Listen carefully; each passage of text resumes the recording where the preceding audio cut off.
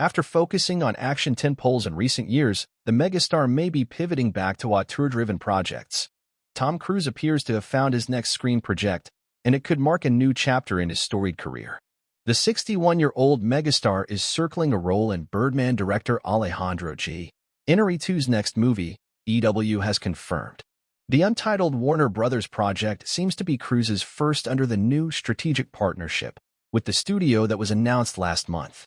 The news suggests Cruise may be shifting back to auteur-driven films after 2 decades focusing on action movies like The Mission, Impossible, and Jack Reacher franchises.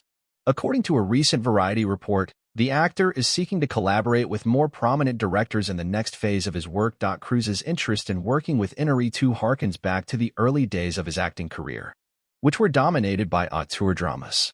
In the 80s, 90s, and early 2000s, Cruise worked with legendary filmmakers like Martin Scorsese, The Color of Money, Steven Spielberg, Minority Report, and War of the Worlds, Stanley Kubrick, Eyes Wide Shut, Paul Thomas Anderson, Magnolia, Francis Ford Coppola, The Outsiders, and Michael Mann, Collateral. In recent years, Cruise has almost exclusively starred in action projects, most of which were helmed by Christopher McQuarrie, Joseph Kosinski, and Doug Liman. Variety has also reported that Cruise is considering an appearance in Quentin Tarantino's purported final film, The Movie Critic, further underscoring his interest in teaming up with top-tier directors.